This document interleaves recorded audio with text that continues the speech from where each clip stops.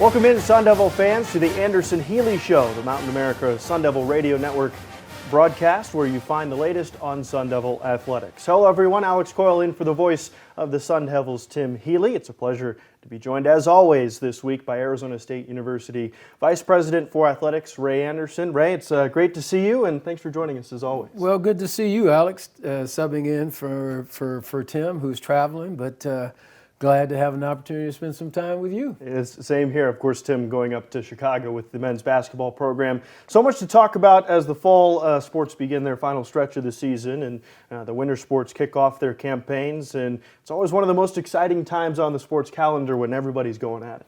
That is absolutely true. When you converge with all of the teams really in some sort of action, with the winter sports about to start, the fall sports trying to get into the postseason.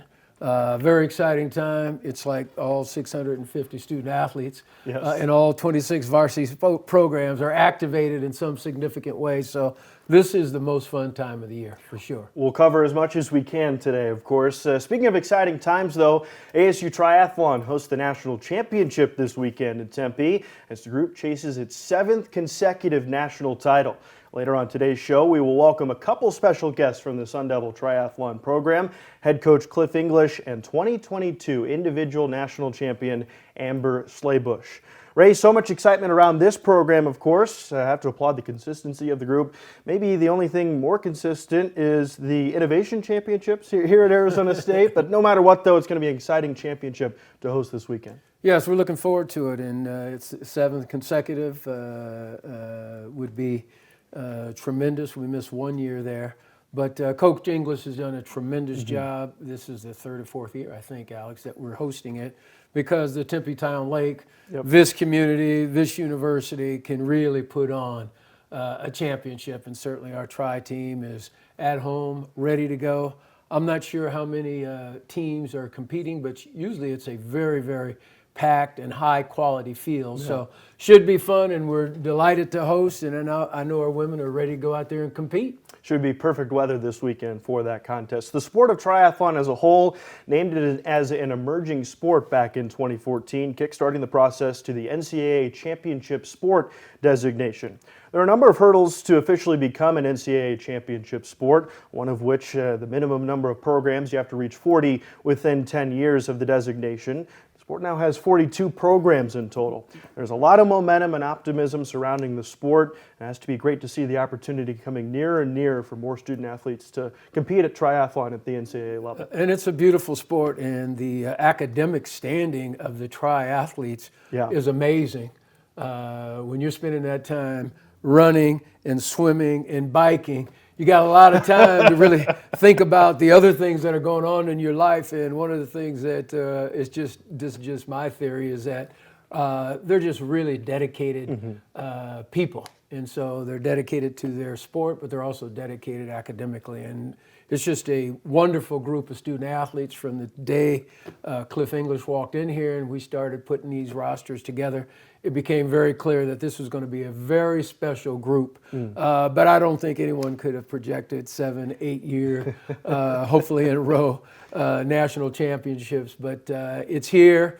It'll be here this Saturday. People should come out and watch because it is a very beautiful sport by some incredible student athletes. It's physically taxing, but as you mentioned, mentally taxing as well. So you got to be sharp. Of course, the sport has 3 Power 5 programs, and next year all 3 Power 5 programs, ASU, the University of Arizona, and TCU will all be Big 12 member institutions. On to another program looking for postseason success in 2023. The Sun Devil women's soccer program earned its 2nd consecutive NCAA tournament bid and will face 7th-seeded Santa Clara coming up on Saturday afternoon. Ray, ASU has earned its consecutive NCAA tournament berth for the first time since 2009 and 10. 3rd time overall in program history. Graham Winkworth and his group continue to do a phenomenal job. You know, Graham and his coaches have done a tremendous job. And this year in particular, he put together a roster, and there was no stars per se like we had Douglas last year. But he just put together a roster and a culture and a team chemistry where they were just after it, and they were playing together, and they played great defense. So 2nd year in a row, only the third time in our soccer history where we've done that. But he's got the team really believing, and so I'm excited to see them play Santa Clara this Saturday. Hopefully we'll make some serious noise and just keep advancing in the tournament. But very proud of this team and certainly very appreciative of Coach Winkworth. Continuing to build in the positive direction as with so many of the other Sun Devil programs. Sun Devils finished the regular season 10-6-4 and tied 5th in the Pac-12. Sun Devil volleyball continued its phenomenal season this past weekend at the LA schools. They swept UCLA in 3 sets, dropped the match at USC, but that's just its 4th loss this season so far. Great year. Oh, tremendous year. J.J. Van Nil has come in here and really changed the culture, put together a roster like the soccer. They really believe and they really like each other. And they're playing like teammates, match in and match out. So they are having probably the best year, certainly since we've been here, since 2014. And it looks like we have secured, not secured per se, but secured in pretty good shape a postseason bid. It would be a long shot for us not to get in. But he's done a fabulous job. And again, it's one of those sports where if people come out and appreciate how beautiful the sport is and how magnificent these student athletes are who play the sport, they will get hooked. So hopefully they'll be able to go far when we do go in the postseason, and hopefully the folks will look at our schedule because we've got next weekend here, and get them in here, come out and watch these women play. They're fantastic. It's a phenomenal turnaround in year one, and as you mentioned, group returns home this week, where Sun Devil volleyball is a perfect 6-0 this year. They host Colorado at beautiful Mullet Arena on Thursday night and Utah at Desert Financial Arena on Saturday night. One thing I do want to ask you about is the venue that is Mullet Arena.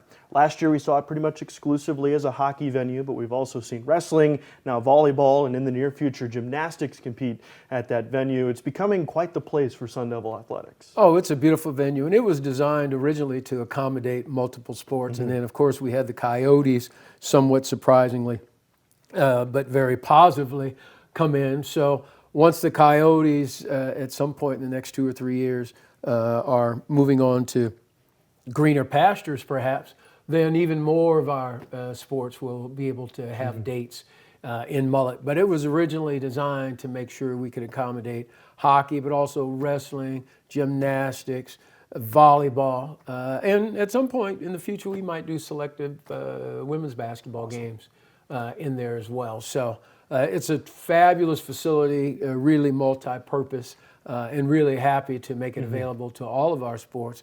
Because it's a great fan experience as well, as you know, Alex. Yeah, the environment is tremendous. The student support has been phenomenal, especially on the hockey end.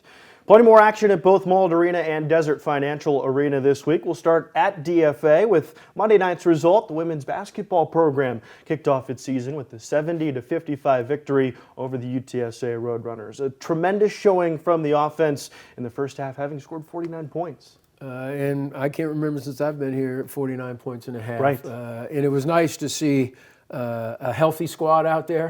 And my observation was that they looked healthy and they looked more athletic, very frankly.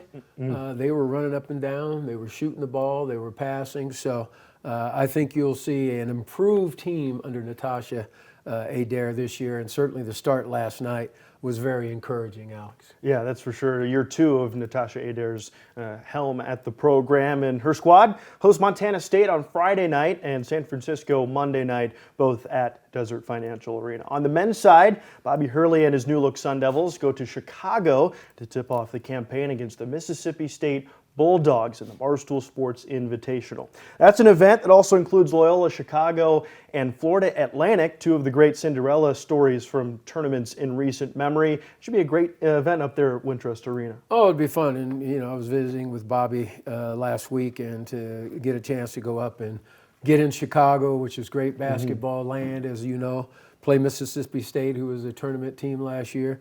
You want to get off strong and you want to compete against elite teams. And, Bobby has a proclivity to making sure his schedule is that way. And I think that's what the team wants. That's what the fan wants. So off we go to Chicago. Great first matchup with Mississippi State, and looking forward to a really good season. It's going to be an exciting group again this year. The defense, of course, which led the group last year, is back, but also some more scoring. So it should be a very athletic group to watch. Yes. And, with the transfer portal, that's one of the things I've said to folks. I think one of the jobs that is the most demanding in college sports is men's basketball coach in particular, because, they come and go. But Bobby's done very well at being able to attract from the portal and I think mix it in with the players that stayed with us. So we're excited about where this thing is going, but Bobby does a nice job with the circumstances with which he has to deal. Upon completion of their game against Mississippi State, the Sun Devils return home and get set to host a pesky Texas Southern squad on Saturday afternoon at Desert Financial Arena. That'll do it for our first segment of the Anderson Healey Show. Coming up next, ASU Triathlon head coach Cliff English joins us to discuss his program, the rise of collegiate triathlon, and of course, this weekend's national championship hosted right here in Tempe. Back in a moment on the Anderson Healey Show, right here on the Mountain America Credit Union Sun Devil Radio Network. Welcome back to the Anderson Healey Show here on the Mountain America Credit Union Sun Devil Radio Network. Alex Coil in this week for the voice of the Sun Devils, Tim Healey. Opened the show discussing the excitement surrounding the Arizona State Triathlon program with the upcoming national championship hosted right here in Tempe, Arizona. The program's recent success, 6 national championships in a row, and the rise of triathlon as a sport at the collegiate level. Touched all that with Ray Anderson earlier. Now it's time to welcome in a man that has his hands in every aspect of that. Head coach of the ASU Triathlon program, Cliff English. Thanks for taking the time out of your busy week to join us. Thank you for having me. As always, love being here. Glad to have you, especially as you prepare for the national championships. Let's start off with that success. 6 consecutive national championships, seeking number 7 here in Tempe this weekend. How has your program been able to not only have success, but sustain it over the long period of time? Consistency. It's a lot of hard work. I mean, we've been very fortunate. We have a great team. The culture, what I love about it is it seems to carry on, and then each freshman class and other classes that come in kind of take it from there. So I feel, you're always kind of guiding it a little bit as coach, but at the same time, it is, the team is the team as well, right? So that's their team, and they take ownership of it, and it's amazing to have upperclassmen that really believe in the team. That's what I think kind of keeps it in line as well. Like the enthusiasm of the freshmen every year is incredible. So they want to perform, they want to compete in this team. We're seeing, athletes that we're recruiting that are like, oh, I was in high school and I saw this team and I really want to be a part of it. And that's awesome. But like I said, we've also had this really strong group that have come in as freshmen, and then when they become upperclassmen and also team captains, they really are great leaders. And I think I truly believe in, a lot of like having that leading by example. We try to do that as coaches, but then when you have, like defending national champion whom you'll be talking to really soon, someone like Amber who just every day is determined, is focused, and brings that to the team. We definitely, we have fun, we have a good laugh, but at the same time we do work hard. And that's always been this, over 8 years, this incredible continuation of that. Triathlon as a whole at the collegiate level, current effort is to become an NCAA championship sport, of course. Ray Anderson and I touched on that a bit earlier in the show, but for those that don't know, what's the process in becoming an NCAA championship sport? So you have about 10 years to be an emerging sport and to meet all the criteria to go to championship status.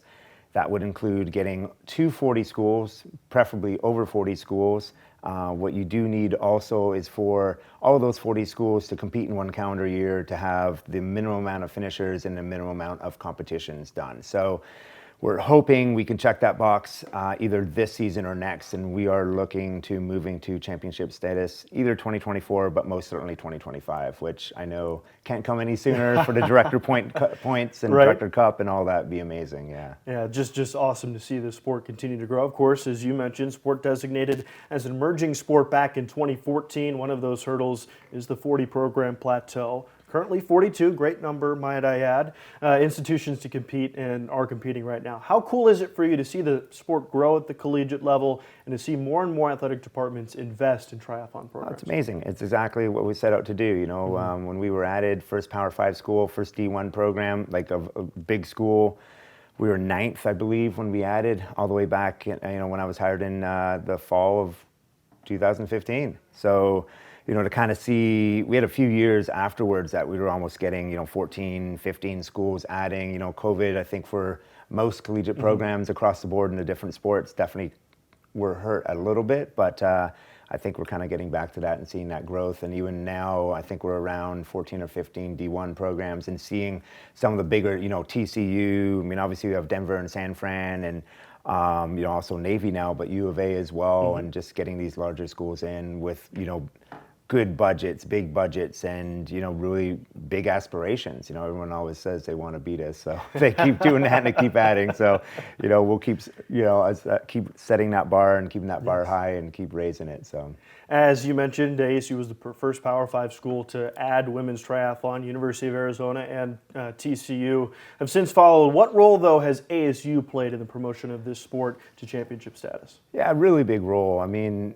even when I was even when I was hired, I was part of it. We wanted to grow it.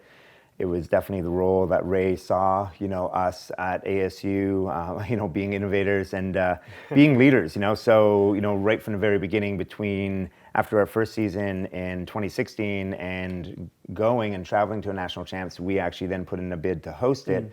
So since 2017, we've been hosting it here. And, having been, a coach at many, many different levels, including Olympics, and, knowing what the level looks like out there for what would be considered, a challenging course, a hard course, but also a very well-run competition is what we wanted. So we kind of set that standard with this event to really kind of help elevate the sport, to give it a platform for everyone to come and compete for national champs. And then, on the side, we've just, any school, that's kind of either reached out or if we've had like, an inkling of an idea that they're interested. We've reached out, all the way from Ray, down. Everyone's been on board with this. We've had TCU come visit San Fran. We've had ADs. We've given them tours. I mean, in the past, I've actually taken 2-3 teams on a tour the day before our nationals, and I almost did that maybe 3 or 4 years in a row. So I remember seeing TCU with their I think SWA, and she was taking measurements in her bike room. I mean, they're trying to copy everything, which is really fun. So I enjoy that, but it's, and I always kind of joke, we're definitely always going to help, but at one point it's like, all right, now we're competing. Competitors, and, you guys can figure it out yourself. It kind of helped enough, but now we've done a great job with that, and it's always, it's cool to see it to where it's gotten. Hosting the national championship again this Saturday here in Tempe. It's got to be cool to have the biggest spectacle in this sport at the collegiate level here at home. Yeah, absolutely. And I think what's really nice about it too is you get such a great college feel. You have all the team flags hanging off Mill Street Bridge, beautiful weather, super consistent weather. You know what you're going to get here all the time. And so I think it can't be a better setting. And what's nice too is, everyone talks about this, home advantage, and sure, we have maybe a little, but it's not, most of the teams have been on the course before now too, and they know it and they know what to expect. And I think while we get a lot of people coming out supporting us, I feel they're also there supporting, triathlon and just really having a good time watching the best ladies in the country compete. Let's get into your background as a coach for a little bit before we go. You've been at ASU since 2015, as you mentioned, but before that, you've coached at the national level in Canada, national level in the United States. You've worked with Olympians. You've worked with athletes at the Pan Am Games. Safe to say you've coached elite athletes, many different competitions, all around the world. What's your favorite aspect of working with athletes? Seeing them improve, and the partnership. And I think for me, it's that athlete-coach relationship is one that even as a former athlete myself, will cherish. I think back to a couple of my coaches, and you felt like when you'd sit down and plan that you're taking on the world, and I've always enjoyed that, especially when I've coached professionally. Ironman, short course, you name it, you're sitting down, you're planning, and you have just this really great bond with your athlete, like that athlete-coach relationship. Like I said, it really is this partnership, and you're working towards a common goal, and I think it's a pretty special one, So I love that aspect of it. I love it even in the team setting with what we do. Sometimes a little more challenging when you're trying to bring an entire team up to a peak and get everyone, I think we got really good buy-in and really good ownership on this team with the program as well from everyone. But, I love those challenges, even when I was coaching professionals before taking this job, I think I had 32 athletes, about 20 of them were pros, and you're just really, everyone's different, everyone's unique, and everyone's important to you. And I love that challenge, so that's a huge part of it for me, and I think really just being a part of that journey, that voyage, to help them in many ways, help them break barriers that they thought they couldn't break down as well. I think that's a big part of it, especially in kind of like an individual sport. We especially swim, bike, and run, there's so many challenges and so many variables. So helping them along the way with that, but then getting them to places that are like, well, I never thought I would get to this level. Or I remember my first, athlete that won a world championship title, and that had been 6 years in the making, with a lot of planning, a lot of work, a lot of hard work. Some successes along the way and some bumps along the way, but that's all part of it. But then when you finish and then you kind of find that quiet and kind of unwrap the package and just look and digest at what you did and what you achieved, I think it's pretty special. You'll have a chance to look and digest at what you did here in a couple of days, but first you have that big competition on Saturday. What's it going to take from the group to repeat for a 7th time in a row? Just a good solid day. All across the board, 7 athletes, having fun, dealing with whatever's thrown at you on the day, because that's always going to be there. Someone knocks your bike, a helmet falls on the ground, it's all these things. I mean, they're prepared for everything, but you're always going to have a little something to deal with, and it's how you handle it. And I think, in my opinion, this is probably the strongest team we've ever had on the line. I think this team is incredible right now. I think everyone's going very, very, very well, and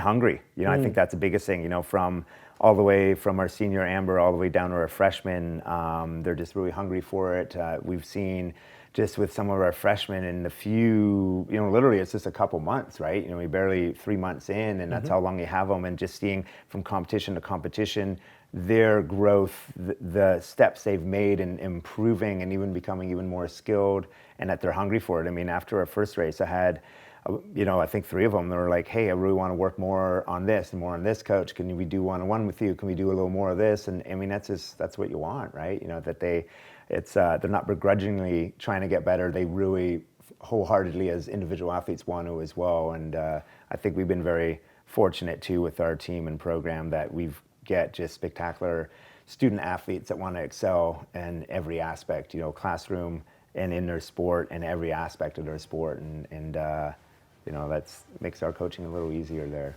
Awesome. Coach, thank you so much for joining us this week on the Anderson Healey Show. Best of luck this weekend, and all of Sun Devil Nation will be following along. Awesome. Thank you so much. Up next on the Anderson Healey Show, it's one of Coach English's 2022 national champions. Amber Schlebusch sits down with us. That's all coming up next right here on Mountain America Credit Union Sun Devil Radio Network. In our last segment, we had the man in charge of Sun Devil Triathlon, Coach Cliff English, joined us. In this segment, it's one of Coach English's national champions sitting in the chair. 2022 individual triathlon national champion Amber Schlebusch sits down with us. Amber, welcome. Thank you very much for joining us. Thank you so much for having me. How is your season going so far? Of course, you got the national championships coming up this weekend right here in Tempe. Yes, this is actually one of the, I would say, main races that we kind of planned out for this year. So I'm very excited to race this weekend.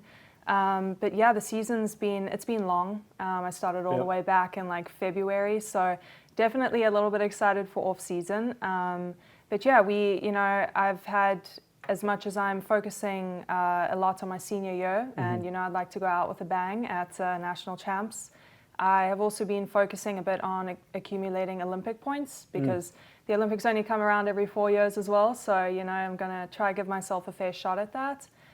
So I've been doing a bit of racing all over the place.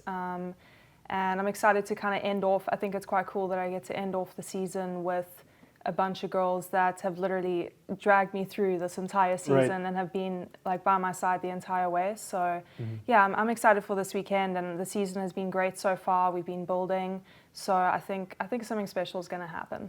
Awesome. Last year you finished the national championship with a time of 1 hour, 3 minutes, and 41 seconds. Good for the individual national championship title. What was that moment like for you?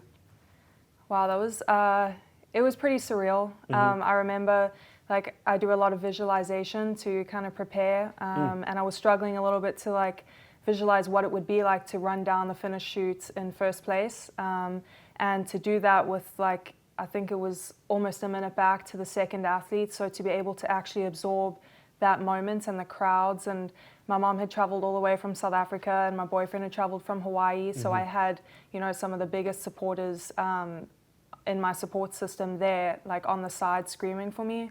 And that feeling was, it was crazy. I crossed the line and I just like collapsed onto my knees, and I was just like crying, and I was like, oh my gosh, I've actually done this. Like, it's a very big achievement. And I think once I had done it, like, Coach mentioned earlier, you kind of get to just, when you rest for a bit and digest it, you're like, oh wow, that was truly something special that I did out there. You mentioned visualizing what you go through in a race. I think that's an interesting point. What goes into that, and how important is that for triathlon racing? I think, it's something that I actually think is more self-taught. I kind of just enjoy it. It's as simple as like, putting some headphones in before training, and just kind of, focusing a little bit on what kind of session you're going to have, or even while you're training, like in the pool, I'll be swimming and visualize like there's a front pack that's slightly ahead. Like you gotta keep going so that you make that, like just like behind the front pack, so you're able to make it. I think visualization's been something that has really helped me kind of focus before a race, and also kind of makes me feel a bit calm. Amongst racing, tensions are very high and it is very stressful, but finding something to focus on, almost like picturing that I've done this before, like I've done this before because I've pictured it a million times in my head, so I'm going to be okay and everything's going to be fine out there. You know what you're doing. Yeah. You finished sixth in the national championship back in 2021. That was with a time of 1 hour, 6 minutes, and 5 seconds. You were the first team All-American in that season. Next year, you won the national championship. What has been the most important factor in your growth and success here at ASU? Yeah, I didn't even know. Honestly, I didn't even know that my time had improved by that much. So it's pretty cool to actually hear that. It's almost like 3 minutes. So that's truly cool to hear. But I would say the team, like how the team has progressed every single year, and also responsibility. I see like the younger athletes come in, and I often think like, wow, that was me freshman year, which also feels like yesterday. I can't believe I'm a senior. But yeah, I'll kind of like see them come in, and I'll want to be better also for them, to be like, well, it's cool when you have someone to kind of follow and lead by example. So it's awesome to kind of be that figure, and I think that's helped me grow, just giving me more responsibility, and even like captaining the team this year. Yeah. I know that a lot of people do look up to me, and that motivates me to be a little bit better. And obviously the coaches and the support staff, like when I say team, I actually mean like the entire team. So like medical staff, coaches, even like our assistant coach, Jarena English, like everybody that's a part of the support system has helped me get to where I am and achieved, what I did last year, and hopefully, get to repeat something special this year too. Yeah, big plans ahead, that's for sure. You're from South Africa. What's it like to grow up in South Africa? How did you get hooked on triathlon, and how did you get brought here to ASU?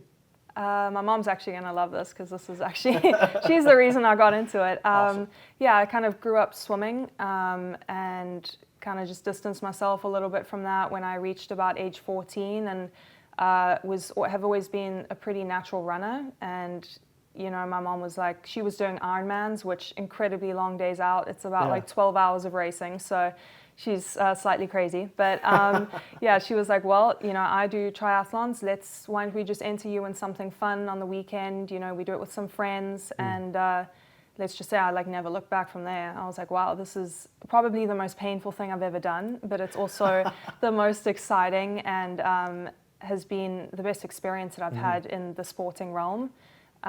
So that's pretty much how I got into it. And then competitively, it's just, I think I'm competitive in nature. I enjoy competition, and I saw that I wanted to improve, every single time I did race. And then, with the help of my mom and the support system, I was able to kind of branch out a little bit and go to, race in different countries as well, which got my name out there on the board, which I'm pretty sure is what, kind of sparked me coming to ASU, was doing really well at the 2018 Youth Olympics, and that got my name on the board. And then, we communicated with Coach Cliff English, and, now here I am. If you'd asked me that at 14, after that first triathlon, would I be here? I would have no idea. It's been kind of a whirlwind of experiences, basically, yeah. And I feel like I buried the lead a little bit. You, of course, you're an Olympic gold medalist at the youth level, as you just mentioned, back in the 2018 Summer Youth Olympics. What was that experience like, and how awesome was that for you? I remember kind of using that motivation, like the feeling of running down the finish chute there and picking up the banner. I mean, the finish photos are pretty funny because I'm bawling my eyes out as I'm holding the banner above my head. My mom was screaming on the side, but that kind of picture is something that has definitely motivated me in the races that I did afterwards, because there's nothing that beats that feeling. And every day I train, and every day I wake up and put myself on a start line. I want to feel that feeling again. It's kind of you just want to chase it. And there's obviously lots of highs and lows in sports, but when you have those highs, they're pretty amazing. To have your people around you and to experience that is something truly special. It was the first gold medal and first medal in triathlon for your country, South Africa. Got to be so much pride in that for you. What's it like to compete for your country? Yeah, I mean, it's really special. I know, South Africa is a very small country, pretty far south, very far from here. So to be able to represent a country that I grew up in and that all my friends and family are still living there, even representing them now after I've lived in the States, it's very cool. And I'm able to, go to these races abroad, and I'm not alone because I've gone through, the junior rankings with other people that are in my country. So I then see them again, and I haven't seen them for about 6 months to a year because I've been here in the States, and it's kind of just going back into old stomping grounds. It's very comforting. Hearing a South African accent, even that alone is so comforting. So yeah, it feels, I feel privileged to be able to represent my country. Yeah. That's awesome. Awesome. Off the course and into the classroom for a little bit. You were named to the 2021 Fall Academic Honor Roll in the Pac-12. What are you studying, and what do you plan to do with your degree? That's a great question. I have no idea what I'm going to do with it yet, but I am studying biomedical sciences. Oh my. Wow. So yeah, initially when I joined ASU, I had big visions to go to medical school, and that door, I wouldn't say it's completely closed, but at least for the meantime, I've done really well over the past 4 years that I've been here, and I've progressed a lot in the sport of triathlon. So I would like to give myself the opportunity, once I've graduated, to dip my toes into the, the big professional world, see how I kind of fare there, and then take it, pretty much from there and see, do I want to study further? Because my degree does kind of, promote further studying, whether it's PT school or PA school, or if I want to go into full-blown medical school, so be it. But I think the end goal is that I want to be able to hopefully work with athletes, whether it's, with the medical side of things or the mental side of things. I don't really know quite yet, but either way, I think I've got a lot of experience and knowledge that I would like to pass on to, younger generations that maybe I wish that I could have known at, that age 14 at my first triathlon. Yeah, that's awesome. This weekend, of course, national championships. We've talked about it so much. Your team seeks that number 7 in a row. What's it going to take from the group to stay out top? Honestly, just to perform how they do every day at training. I like to reference it as like this is just another day of training. Obviously, it's one of the biggest training sessions you're ever going to have. But in order to, calm the mind a little bit and take the pressure off, because there is a lot of pressure. You feel like you have a target on your back because people want to take you down. You're a 6 times national championship team. To kind of just take that pressure off and say, well, like I train with these girls every single day and I fare pretty well. So I think we're going to be okay. Like this is just another day where you're putting yourself all out there and you're absolutely crossing the line, collapsing, and you're absolutely exhausted. We do that every day anyway. So it's just another one of those days. And stay ambitious, stay hungry. Like Coach said, we're definitely a hungry team this year. And stay enthusiastic and excited. I think focusing on those positive emotions rather than, nerves are good, but rather focusing on that excitement than nervousness, I think is going to be a big up on our side. Well, Amber, thank you very much for joining us. Good luck this weekend. We'll be following along. Thank you so much. I appreciate it. Coming up next on the Anderson Healey Show, we welcome back ASU Athletic Director Ray Anderson to the show for more updates on Sun Devil athletics. This is the Anderson Healey Show on the Mountain America Credit Union Sun Devil Radio Network.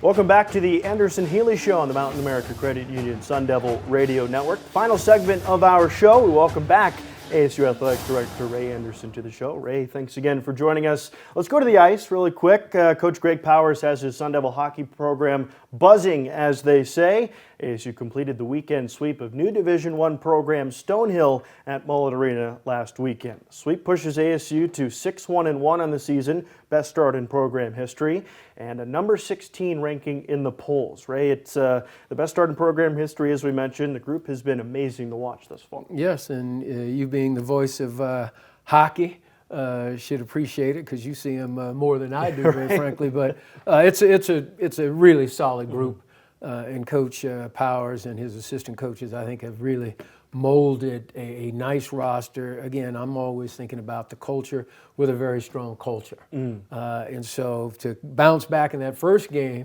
the way they did was an indicator of that, and then to hang on and really put up another good performance on in the second game just shows how tenacious this team is.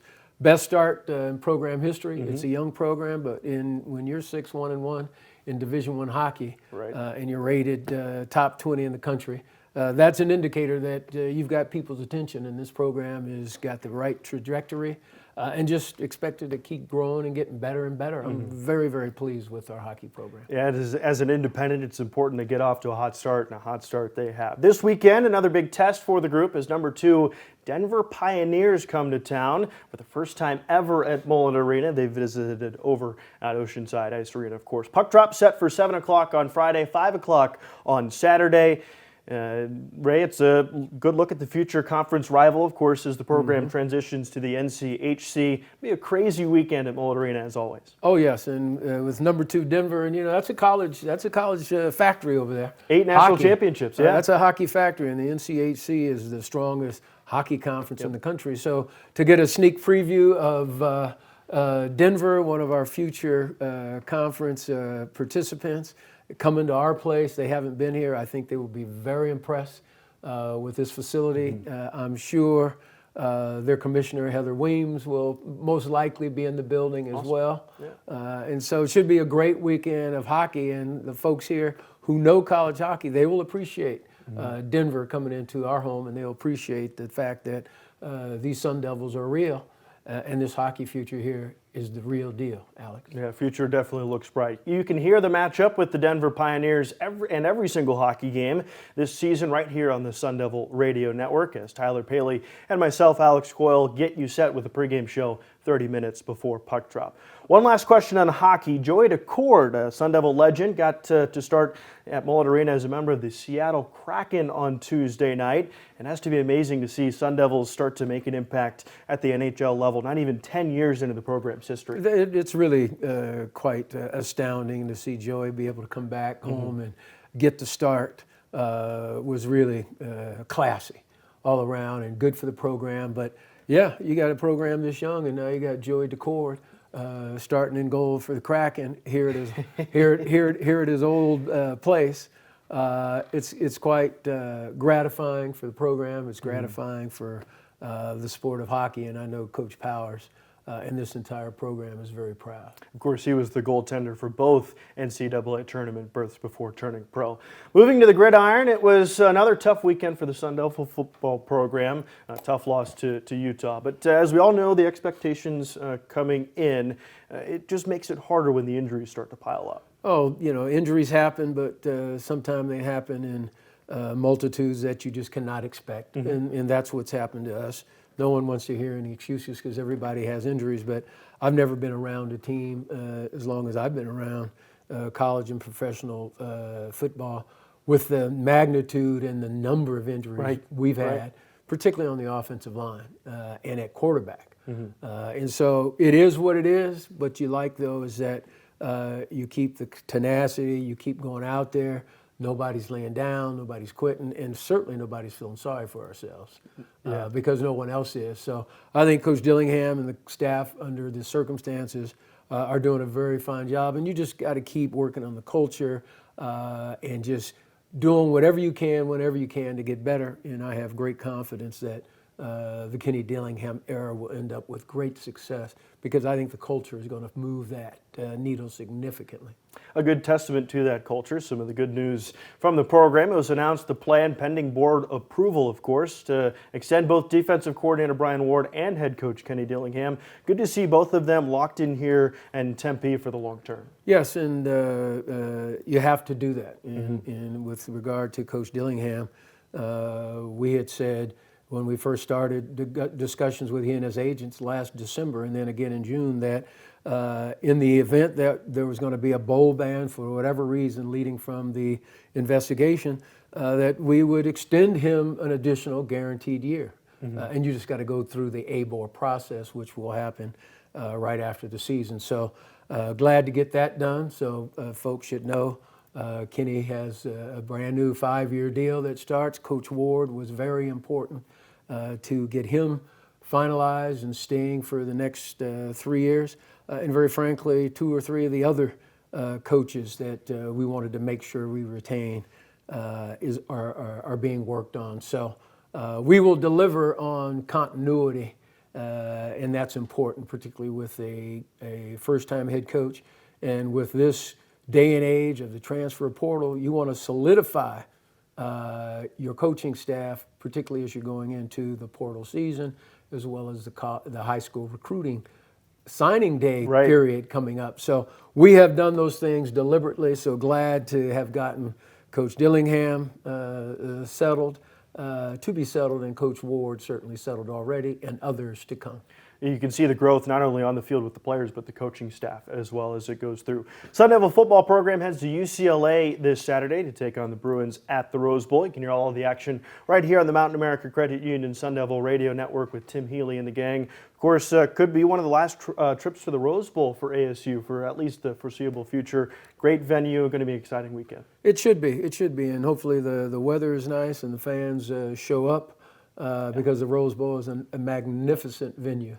And so I'm hoping a number of our Sun Devil fans are able to make the trip and give us some home field / hopefully advantage over the Bruins.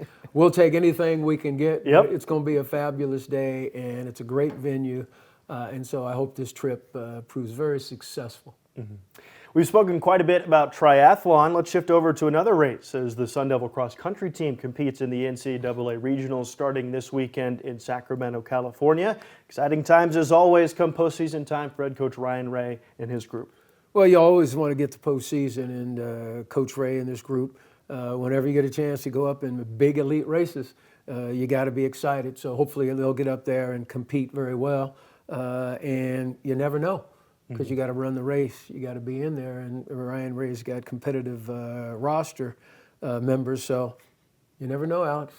Another program kicks off its 2023-24 campaign this season, here this weekend. ASU Wrestling heads to Bethlehem, Pennsylvania for 2 meets. First up, it's Wrangle Mania, of course, and then the Journeyman Classic on Sunday. Good test for the group early on. You got Missouri on the schedule here in about a month as well.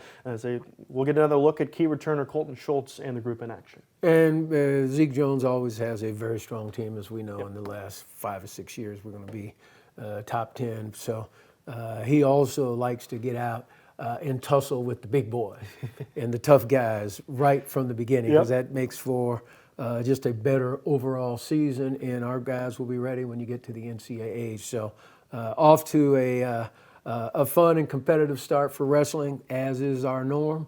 And if anyone gets a chance to watch Colton Schultz and our other wrestlers when we get back here at Mullet Arena, don't miss it, because this is an exciting group, and Colton in particular is a talent. Yeah, he's exciting to watch, as is the entire group, and as you mentioned, Coach Jones loves to pack that schedule early on. Off to a spring sport getting in the action for some fall competition. Over at Phoenix Municipal Stadium on Saturday afternoon, Sun Devil Baseball takes on crosstown rival GCU. Coach Bloomquist, building off a solid 2023 campaign, had a great offseason in adding talent and keeping talent here in the Valley. Despite the World Series wrapping up this past week, baseball's not done in the Valley of the Sun.